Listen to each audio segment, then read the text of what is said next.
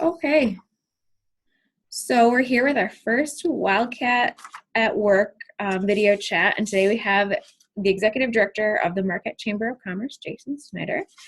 Jason, thanks for being here. Yeah, so today we're going to go through and talk about, what your experience was in college and some of the things you've done since then, and any advice you might have for NMU students, particularly upcoming graduates, but any NMU student really.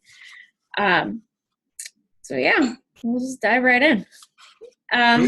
Okay, so I know you have a couple of different majors from NMU. So can you tell us about what you majored in when you were here at college? Sure. I majored in history and economics with a minor in photography. Kind of an eclectic mix. I love it. Can you talk a little bit about why you chose those majors? I didn't declare any majors actually until my senior year, because I was one of those people who really thought that the course catalog that I would look at every semester was like a Christmas list of knowledge. And I forgot to pay attention to, I'm supposed to be getting a career out of this. Mm-hmm. And my interests were always in why the world is the way it is. Like, we all feel that it's unfair in some way or another.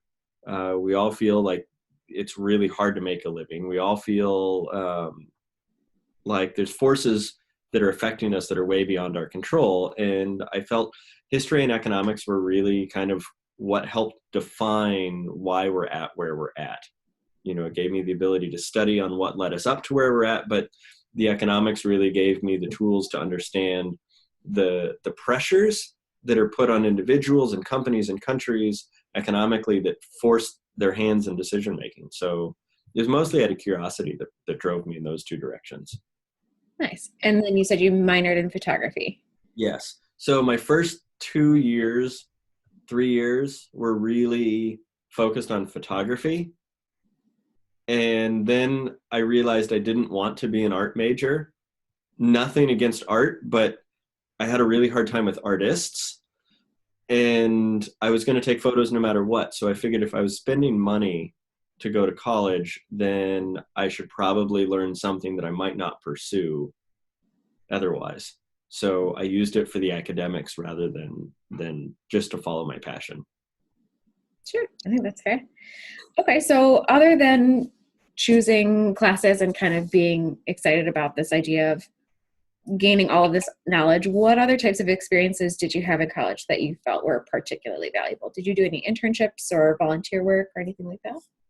So this is interesting. Yes and no. Everything that really, there was some classes that were truly valuable, but for the most part, what I learned from was all of the things outside of class. So I started 2 student organizations at Northern. I started the rock climbing club, and I also started Northern Heritage Association. So the rock climbing club focused on just climbing and getting people into it. But we had about 70 members and raised a few $1,000s and did some great events. But then I also ran the Northern Heritage Association, which used the student finance committee to pull funding in to do performances, specifically one with Utah Phillips that was a 700-person concert, but he's a political labor folk singer kind of guy. And then we started doing once a year, we would do a global issues conference. And so we would discuss race issues, economic issues, environmental issues, any topics that we had expertise that we could get our hands on. And it was a 4-day conference in the spring that engaged a lot of people. Then I also ran a talk radio show for 2 years on Radio X every Sunday morning, and we talked to people who live in the Marquette community and have stories to their lives that we might not know. We just know that person who's working behind the counter at whatever store, but one of them in the 50s had a cross burned on their lawn, and another one served in the Vietnam War and had stories about that. So those things I learned so much more from than just the classes. It was the opportunity to build programming and try things out within a system that supported it, that really is where I feel like I got my best education. Sure. So tell me a little bit about what you're doing now. Do you feel like maybe some of that building of programming that you did at school is kind of helping you with where you're at currently? Totally. I mean, what I do now is I herd cats. It, I work with hundreds of people who all have their own needs, who are running in their own directions, and try and help them each run in their own direction and find places that they can work together on. So my job really entails listening to hundreds of people's concerns and identifying ways of alleviating some of their pinch points and helping them move farther along their own path. And oftentimes that's in joint cooperation together. So yeah, the stuff that I was doing in college, both academically, with the radio station, just being curious about people's stories, and then also the putting programs together, having to come up with a budget, having to come up with an idea that nobody had thought of, then having to come up with a budget, and then finding staff or volunteers and everybody to run it, and then the marketing, like all of the components to do something like that led me into what I'm doing now. And for some of our students who might not know what a Chamber of Commerce is, can you explain just nutshell what a Chamber of Commerce is? Chambers of Commerce are probably the most well-known and least understood brand in the country. Mm-hmm. A Chamber of Commerce is an affiliation of businesses and often local governments working to whatever end they choose, which is really amorphous because there's a national chamber, there's a state chamber, there's municipal chambers, there's county chambers, there's LGBT chambers, there's African American chambers. So really a chamber is an association of any type of business generally that wants to work together to further their cause, regardless of what it is. And so the Marquette Chamber really focuses on the local business health of the Marquette area. Mm-hmm. Makes sense to me. And so how did you end up, I know that knowing you, I know that there's a lot of steps in between, but how did you end up in the Chamber of Commerce and as the executive director? I jokingly say by accident, because when I graduated from Northern, all of my life has pretty much been in either owning small businesses, advising small businesses, or being elected rep to local government. So kind of building on that radio thing, most of my life has been in conversation with people to understand who they are and what they're dealing with, and trying to find ways of getting people to work together. So with my background and knowledge of small business and my background and knowledge of local government, and my ability to synthesize ideas across a lot of people, the city and a number of small businesses in the community recognized that skill set and said, we need a Chamber of Commerce. We think you're the right person to build it up and off the ground, because Marquette hadn't had a chamber for about 15 years. That's a longer political story, but without having a chamber, everybody started saying we need one, and they reached out to me to see if I would do the heavy lifting to get it off the ground. And that's all building on some of those work experiences that you've had since college. So on my college experience and my work experience since then. So could you tell our students a little bit about, after you graduated, or even I believe before you graduated from college, some of those things that you did as an entrepreneur and with the local government? I know there's a lot, so you can be as brief or as detailed as you want to be with that. But I'm thinking, even as far back as, I know you had opened a local coffee shop, right? Yeah. So I'll step back a little bit, and this is kind of what catalyzed me into the politics, the economics, the business, the individual help. And that was an internship that I did.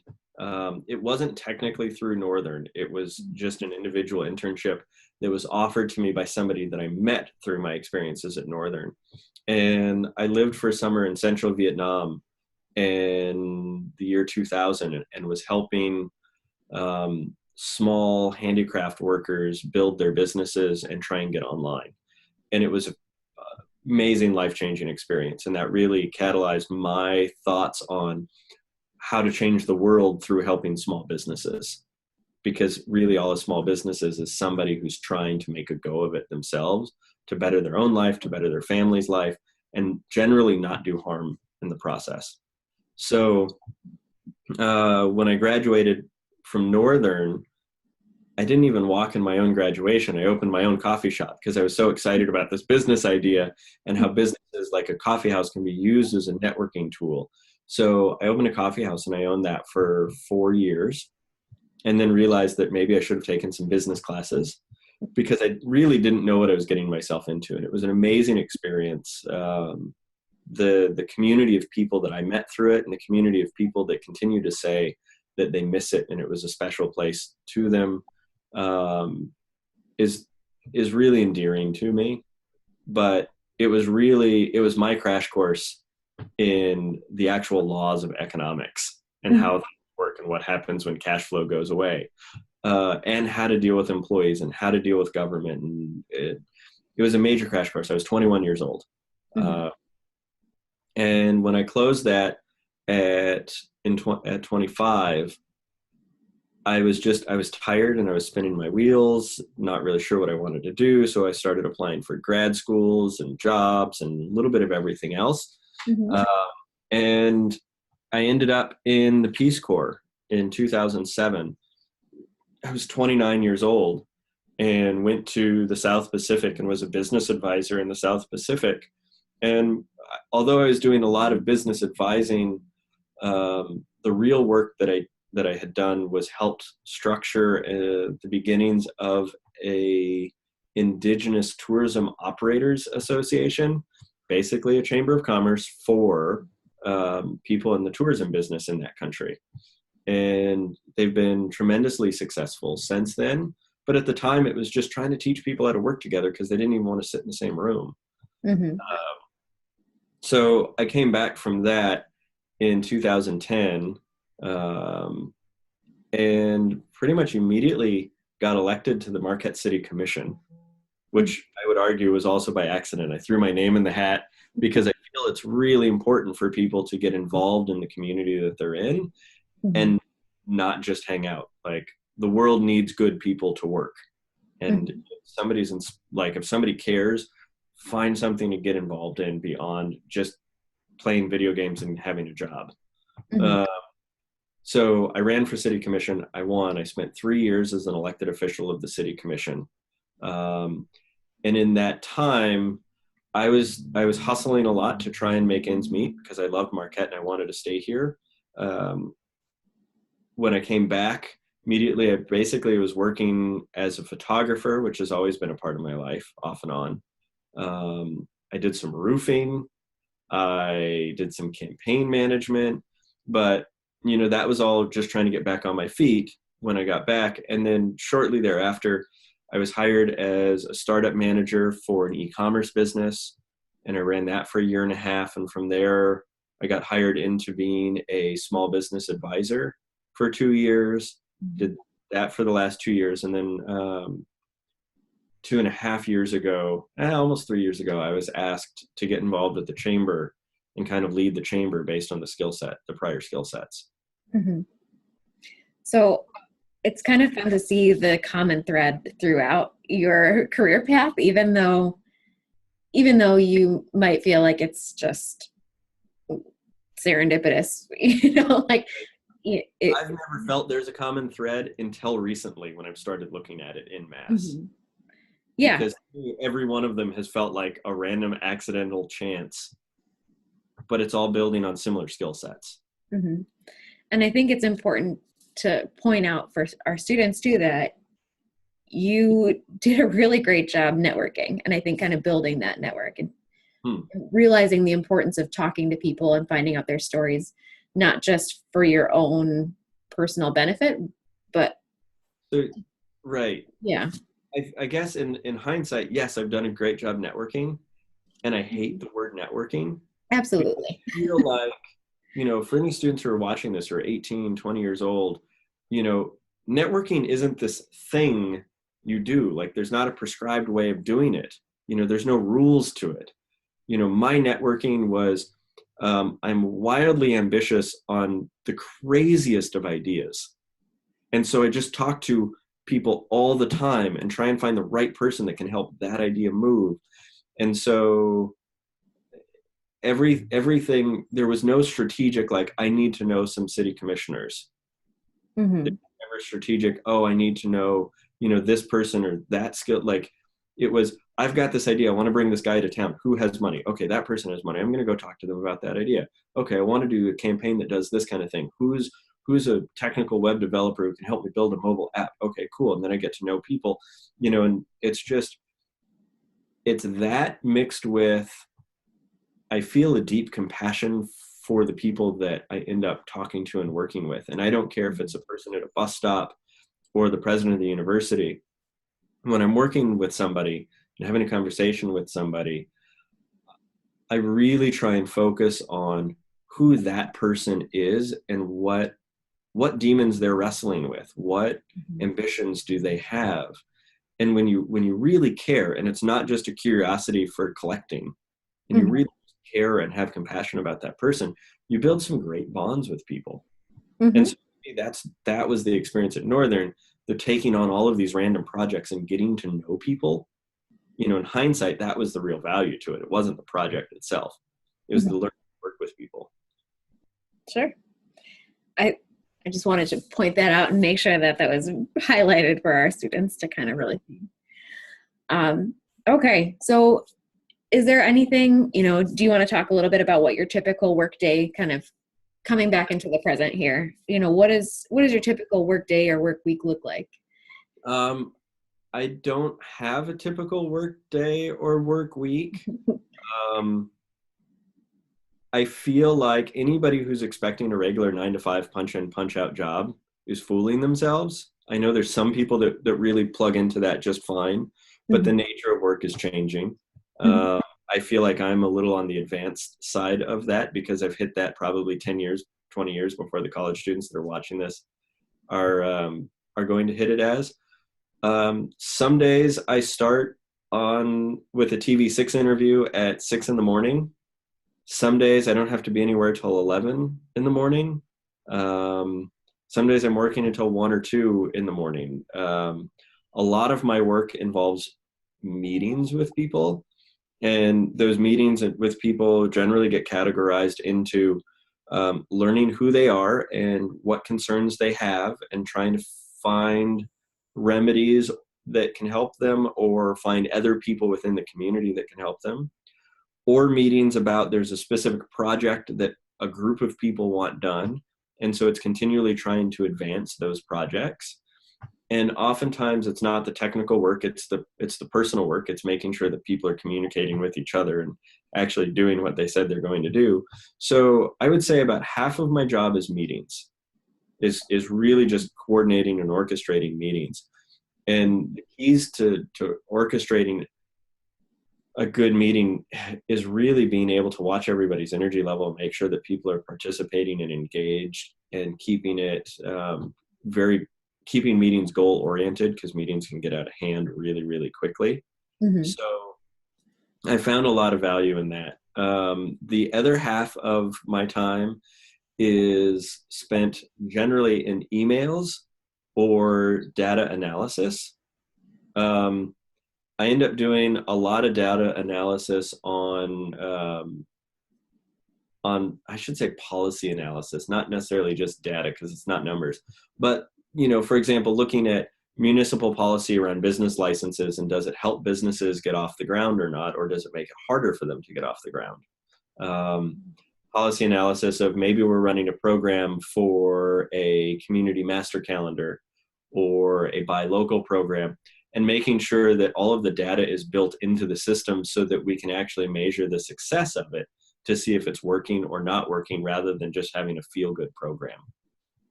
Sure. And yeah, that does not sound like you would have a very typical work day or work week. No, every day is completely varied. Nice.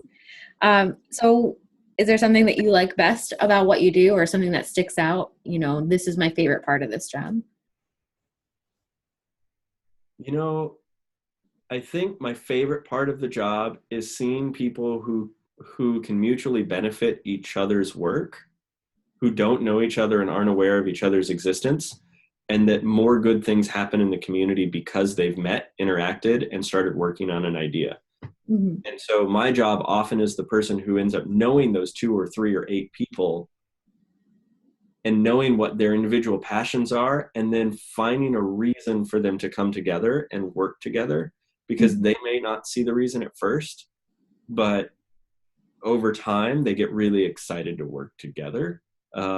We had that happen with our Buy Local campaign that we ran last year. Mm-hmm. So we partnered the Marquette Monthly, TV6, the Mining Journal, and Radio Results Network all together on the program. They're all advertisers. Basically, that means they're all in direct competition with each other, trying to sell advertising to businesses. And I convinced them that the only way a Buy Local campaign is going to work is if all the media works together on joint branding. Mm-hmm. And they didn't even want to talk to each other at first. And now they're best friends and go out for drinks after work. Like, the program was super successful, sure, but it's those relationships and where those could be in 5 or 10 years that really makes our community strong. And being able to play a role in that makes me feel wonderful about my job. Great. Is there anything, you might be hesitant to answer this, but is there anything that you like least about what you do? It's mentally exhausting. Is the hard part, is the amount of moving pieces that I deal with on a day-to-day basis can be so taxing that sitting in a chair for even just 6 hours a day on a super short day can be completely exhausting. I'm an extrovert. I like people and I like being around people, but I'll find sometimes this job is tiring enough that when the day is done, I just kind of want my downtime, which is fairly unusual for me. I think that's the hard part. I think the other hard part is when there's a lot of really good ideas that tend to filter up from the grassroots business owners, but some of the more established businesses or entities that be within the city or other municipal things just don't see it. So the people who have more power and authority to make programming happen will look at programs and say, man, that doesn't really benefit us. We're not really into it. But the whole mass of small businesses are saying, yeah, we really want to do this, but we don't have the resources to, or we need this rule change. Mm-hmm. It's frustrating to see when 1 or 2 people's naysaying can get in the way of good ideas. Sure. Those 2 things are probably what frustrate me the most. I would definitely agree. Okay. So if things were to fall into place how you'd like them to, what does your future career path hold, do you think? Do you see the chamber expanding and changing? Yeah, I mean, the chamber will expand. We're growing fairly rapidly, especially in our programming, but I see myself with it for another year to 3 years at most. Mm-hmm. My skill set is really building networks and building organizations. Mm-hmm. So I feel like once it's on a solid footing as it's becoming, it's time for me to move on. This is now the second time I've consulted with a major nonprofit to get it up and off the ground and teach people how to work together. I would love to be able to take that capacity and consult internationally with either local governments or civic groups, generally in developing countries, who have an obstacle that they can't figure out how to overcome. I would like to be a person who could be in the community as an outsider, learning about what those obstacles are and what strengths they have in getting past them. Mm-hmm. So that's ultimately what I would like to do. Nice. But right now, all of my energy is focused on the chamber. Absolutely. So I think you've answered this, but is your career what you had pictured at graduation, or did you have something different in mind for yourself? I never pictured a career. Mm-hmm. There are some people who are goal-oriented who say, I want to be a doctor and this is the life that I want to have. Mm-hmm. That is great for them, but to me that makes absolutely no sense. I feel like it's important to have guiding principles in life and then make the choices you have in front of you that advance you towards those general principles. And so for me, it's always been really important to create some form of positive impact on the world. Um, and I would, when faced with the choice of taking a job or picking a university, or it's does it make a positive impact on the world? Am I expanding my own capacity? Am I learning new things? Like, I kind of look at all those boxes and make the choice that best fulfills all of them. Uh, we have one go at this, 80 years on the planet. Like, my mortality and the mortality of the people that I love and care about keeps me really in check, that you have to enjoy life and you have to do good work with it. You don't get a second run at it, and you got to have fun with it.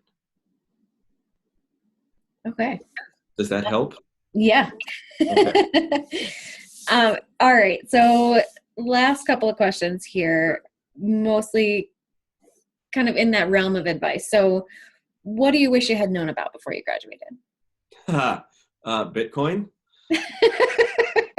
Okay. Yeah, that's fair. Bitcoin, Amazon, Airbnb, any of those things that are skyrocketing right now. Mm-hmm. What do I wish I would have known about when I was in college? Mm-hmm. I wish I would have taken Economics 101 with Dave Prochitko sooner. Okay, that's very specific. Absolutely. Yeah. Class changed my life. Mm-hmm. I don't care if you're in an art class, if you're a history person, a nurse, like, the intro class with Dave Prochitko is incredible. And and I didn't take it until essentially my senior year, but it changed the way I looked at the world, because he doesn't look at economics as money. He looks at economics as a way of the choices that we make in our lives and the consequences of those choices. And it was such a wonderful class. It gave me more tools of understanding the world than anything that I'd ever gone through. So had I done that earlier, yeah, I think that it would have made a huge impact. But honestly, I'm pretty happy with the way my life has turned out. That's fair. All right. So then last question, if you could give just one piece of advice other than taking this class sooner to NFU students, specifically upcoming graduates, what would that piece of advice be? Get out of your comfort zone at every possible chance. You don't learn anything when you're in your comfort zone. Mm-hmm. You have to challenge yourself, and the only way to learn new things is to be really uncomfortable. Okay. I like that a lot. All right. Is there anything else that we didn't talk about that you wish I had asked you, or anything that you want to share with students before we sign off and you can get back to your meetings? No, well, Mm-hmm. I'm a resource. I'm a community resource. Any students who have ideas, I mean, my time is limited, but I really want to help people make their ideas happen.